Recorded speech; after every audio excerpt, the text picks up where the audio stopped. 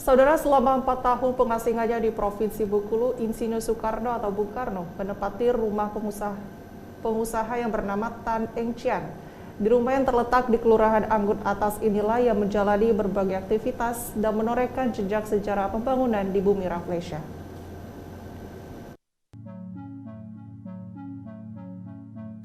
Setelah diasingkan ke Ende Flores selama 4 tahun pada tanggal 9 Mei 1938, Bung Karno, Bapak Proklamator Indonesia, kemudian diasingkan ke bumi Rafflesia.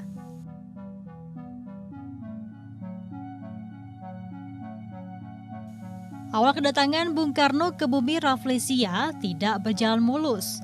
Tidak semua warga setempat menyukainya, namun tidak sedikit yang bisa menerima perubahan yang ditawarkan sang proklamator. Selama di Bengkulu, Bung Karno yang juga Presiden pertama Republik Indonesia ditempatkan di sebuah rumah tempat tinggal pengusaha penyuplai bahan makanan yang bernama Tan Eng Chien. Beberapa minggu kemudian disusul istrinya Inggit Garnasih dan anak angkatnya Ratna Juami, menyusul Bung Karno menempati rumah ini dari tahun 1938 hingga tahun 1942.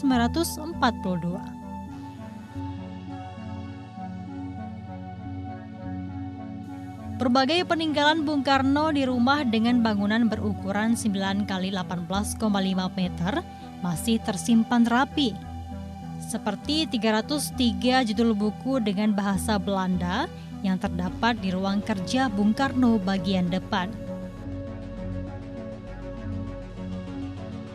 Ratusan pakaian pentas sandiwara Monte Carlo, koleksi foto dan tempat tidur.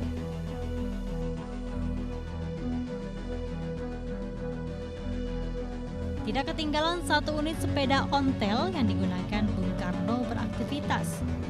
Satu set kursi di ruang tamu, surat cinta Bung Karno untuk Fatmawati, dan meja rias yang terdapat di kamar Bung Karno. Nah, pemikiran-pemikiran tentang Bung Karno itu dari Ende sampai ke Bengkulu sebenarnya itu kristalisasi ketika Bung Karno mengusulkan tentang Pancasila di 1 Juni.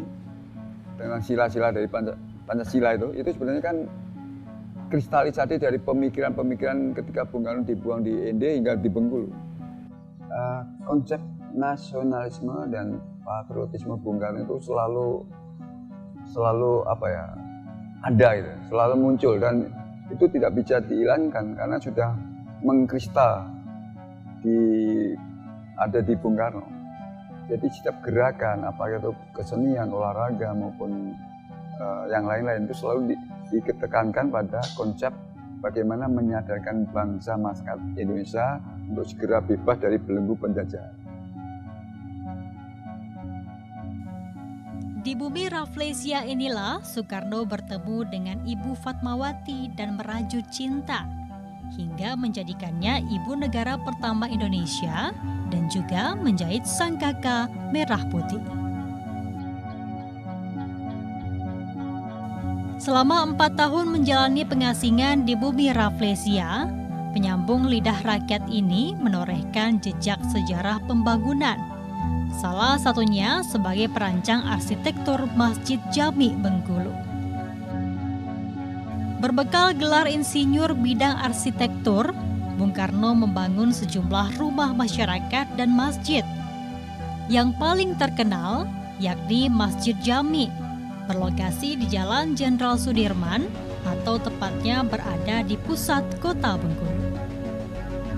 Berdasarkan Undang-Undang Nomor 11 Tahun 2010, Masjid Jamik menjadi jejak pembangunan Soekarno selama di Bengkulu yang wajib dilindungi sebagai cagar budaya.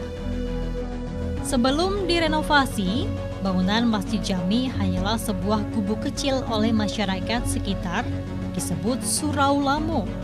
Kemudian Bung Karno merancang perbaikan bangunan masjid secara menyeluruh dengan mengadopsi gaya Eropa dan lokal yang ditambah 2 bubungan dan teras memanjang. Siti Anissa dan M. Ardansyah, TVRI Bengkulu melaporkan.